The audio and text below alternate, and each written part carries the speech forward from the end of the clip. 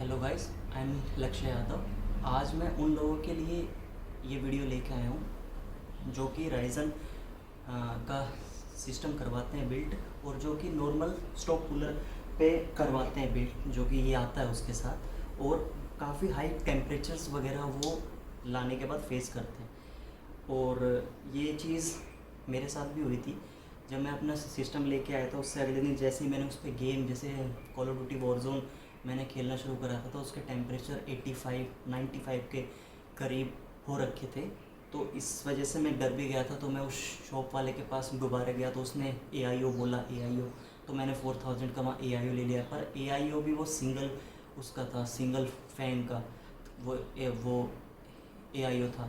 तो उससे भी टेम्परेचर ठीक थे, फ़र्क आया था, लेकिन इतना कुछ फ़र्क नहीं आया था। फिर उसके बाद मैंने वो AIO को कर दिया था सेल, फिर मैंने नोक्टोवा लिया। आज नोक्टोवा के साथ ठीक है, लेकिन ये कूलर जो बंदा नॉर्मल गेमिंग करता है या जो बंदा नॉर्मल अपना काम करता है, वीडियो एडिटिंग वगैरह करता है, उनके लिए ये कूलर बहुत सफिशेंट होता है।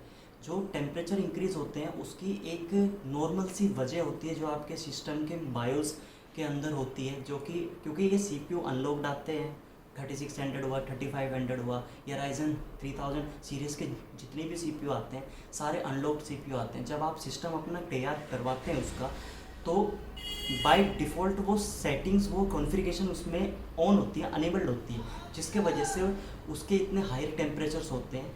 हायर टेम्परेचर बेसिकली उसमें जो वोल्टेज आती है बहुत ज़्यादा बियॉन्ड एक्सेप्शन, जो वोल्टेजेस होती है उसमें जाती है। तो जितनी ज़्यादा पावर वो कंज्यूम करेगा उतनी ज़्यादा उसमें हीट बढ़ती है। तो आज मैं आपके लिए ये वीडियो लेके आया हूँ ताकि आपको जो मैं चीज़ आपको बताऊंगा उससे आपको तकरीबन तकरीबन 20 से 24 डिग्री का फ़र्क मिलेगा, और आप आसानी से ये जो स्टॉक कूलर इसके साथ आता है, आराम से इसको यूज़ करके आप गेम्स वगैरह खेल सकते हैं, कुछ भी खेल सकते हैं, कुछ भी खेलो।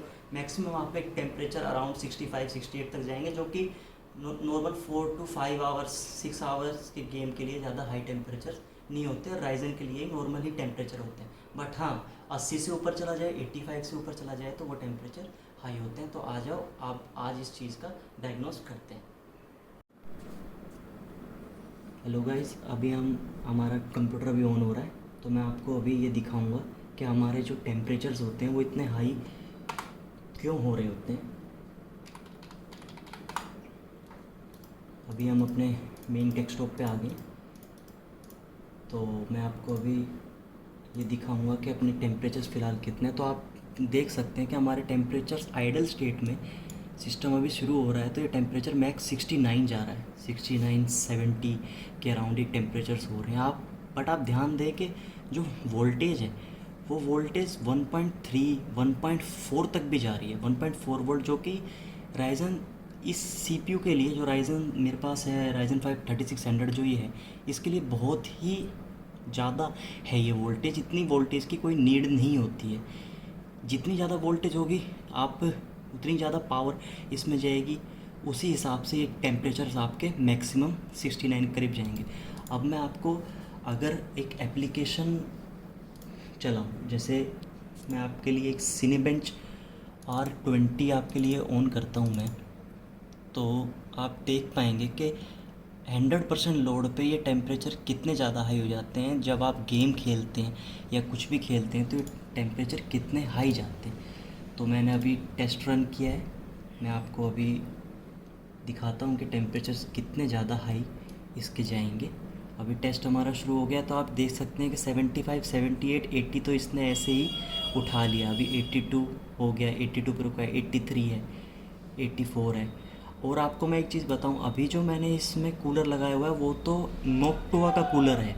तो आप सोच सकते हैं जो इसका जो स्टॉक कूलर इसके साथ आता है उसमें तो ये टेम्परेचर 95 98 के अराउंड ये इजीली पहुंच जाता है। जो सभी लोगों की मेन दिक्कत वही है कि ऑन होती आइडल स्टेट में भी 60 और गेमिंग के टाइम 85, तो बहुत बहुत हाई जाते हैं इसके टेम्परेचर।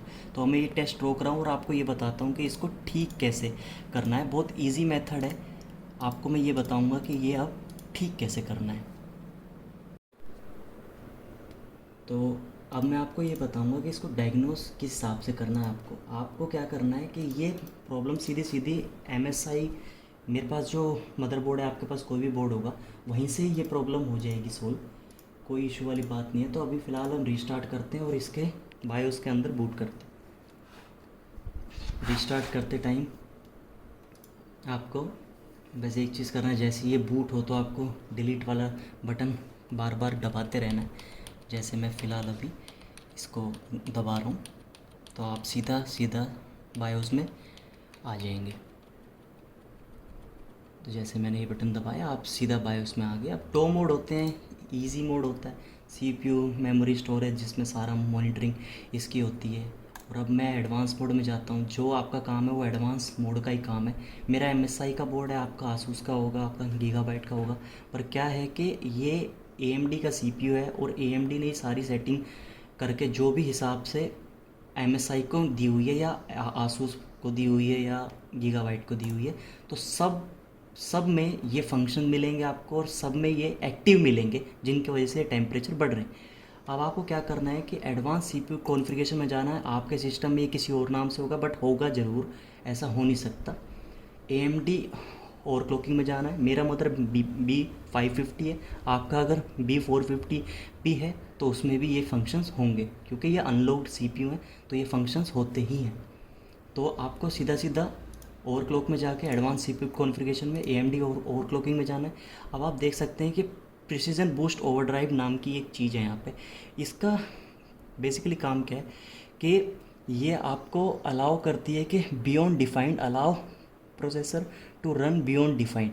तो ये अपने हिसाब से वैल्यू सेट करती है, वोल्टेज सेट करती है, सब चीज़ सेट करती है कि हायर वोल्टेज पे वो रहे CPU।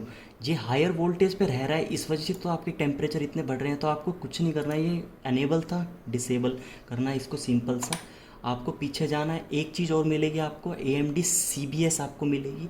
कोर बूस्ट सिस्टम होता है, कोर बूस्ट परफॉर्मेंस बूस्ट है, ये आपको ऑटो मिलेगी। ये क्या करता है कि आपके कोर्स को, जैसे 3600 इसकी CPU की बेस क्लॉक है, तो ये काम के हिसाब से जो भी आप कर रहे हो तो ये 3900 तक उसको ले जाता है, 4200 तक ले जाता है। बट ये मेरे को बहुत अनस्टेबल सा लगता है बड़ा, ये जो फंक्शन इन्होंने दिए हैं। तो ये जब सिस्टम नया नया शॉप से बनवाते हैं और नया नया बूट होता है तो ये अनेबल्ड ही आता है वहाँ से। इस वजह से जब बंदे नॉर्मल स्टॉक कूलर लगवाते हैं तो उनको घर आके गेम्स खेलते हैं तो 78, 79, 80, 85 टेम्परेचर मिलते हैं, तो वही बात वो गड़बड़ हो जाती है। अभी भी आप देख सकते हैं तो टेम्परेचर 50 से ऊपर जा रहा है, कोई लोड ही नहीं है, अभी कुछ नहीं है, फिर भी टेम्परेचर इतने जा रहा है। कोर वोल्टेज देखिए 1.35 करीब जा रही है। जब आप ये कर लोगे, ये दोनों चीज़ करो, आप सेव और एग्ज़िट करोगे, आपने अनेबल था डिसेबल कर दिया, ऑटो डिसेबल कर दिया, सीधा यस करेंगे। अब ये सिस्टम हमारा विंडोज़ में होगा बूट। अब मैं आपको दिखाऊंगा कि टेम्परेचर में कितना ज़्यादा फ़र्क आता है।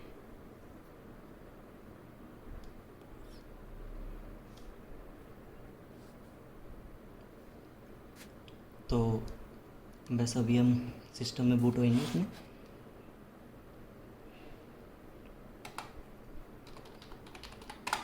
मेन सिस्टम में आ गया, 1-2 सेकंड का रिफ्रेश देंगे इसको, ताकि इसके सारे एप्लीकेशंस वगैरह अच्छे से लोड हो जाए सब कुछ।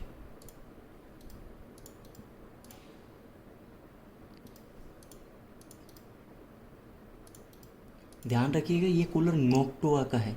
आपका जो कूलर होगा, जो आपका इसके साथ स्टॉक कूलर आता है, मैं आपको दिखाता हूँ कितना फ़र्क आता है। सेम फ़र्क उसमें भी आपको देखने को मिलेगा। अब देखिए टेम्परेचर 50 के करीब है, पावर 28 वॉट ही है, वोल्टेज कुछ नहीं जा रही, 1.125 जा रही है, बहुत सही है। CPU का टेम्परेचर 48 है। अब आप ये चीज़ देखिए, नोक्टोआ कूलर है तो इसलिए ये टेम्परेचर नहीं, लेकिन आपका जो स्टॉक कूलर होगा उसमें भी टेम्परेचर आपके आइडल स्टेट में 50s में रहेंगे, 50s के ऊपर नहीं आएंगे। अगर आप ये चीज़ करते हैं अपने अपने उसमें जाके, बायोस में जाके आप करते हैं। अभी इसका लाइव एग्जांपल मैं दिखाता हूँ, वो ऐप चलाता हूँ आपके लिए, जो सिनेबेंच R20 है, उसमें मैं 100% लोड अब मैं दूंगा, तो आप देखिएगा कि अब टेम्परेचर में कितना फ़र्क आता है। पहले आपने देखा होगा टेम्परेचर मैक्सिमम 84 के करीब आ गया था, तो अब देखिएगा कि कितने पे आ रहा है। अभी मैंने रन किया, अभी हमारी बेस फ्रीक्वेंसी पे चलेगा जो 3600 मेगाहर्ट्ज़ है, जो कि गेमिंग हो, कुछ भी आपका काम हो, वीडियो एडिटिंग रेंडरिंग सफिशेंट है। अभी कोई नीड नहीं होती हायर उस पर आपको आने की। अब देखिए सीपीयू का टेम्परेचर मैक्सिमम लोड पे 100% लोड चल रहा है, 55 टेम्परेचर्स हैं और 59 हो गया, 60, ये मैक्सिमम 60-61 के करीब ही जाएगा। और आपके जब आपका आपका जो स्टॉक कूलर है उसमें आप 10-12 डिग्री और ऊपर लगा लीजिए, उससे ऊपर नहीं जाएगा। आप देख सकते हैं नोक 2 में भी टेम्परेचर 84 जा रहा था, लेकिन अब जब ये चीज़ करी है तो कम से कम भी 24 डिग्री का फ़र्क आया। सेम चीज़ आपके उसमें आएगी। अगर आपका टेम्परेचर 90 जा रहा था तो आप ये समझ लिए आपका टेम्परेचर अब 70 के अराउंड ही रहेगा। आप एक बार इसको ट्राई करके देखना। कोई नया कूलर, कोई एआईओ, कोई चीज़ आपको लेने की नीड नहीं पड़ेगी। आप अपना मस्त गेम्स, अपने एप्लीकेशन वगैरह जो भी है आप अपना आराम से यूज़ करें। अब मैं इसको रोक देता हूँ। मैक्सिमम टेम्परेचर आपने देखा 60 के अराउंड ही है, तो अब मैं इसको रोक देता हूँ। ठीक है, अभी तो ठीक है गाइस, आज के लिए यही वीडियो थी। अगर आपको वीडियो अच्छी लगे तो लाइक करना। अगर आपके किसी फ्रेंड के साथ ये दिक्कत आ रही है, जैसे वो स्टॉक कूलर लगाया आया और उसके साथ हाई टेम्परेचर इश्यूज़ आ रहे हैं, तो आप उसको ये वीडियो शेयर करना। और अगर मेरा चैनल अच्छा लगे तो चैनल को सब्सक्राइब करना। आज के लिए इतना ही। Thank you.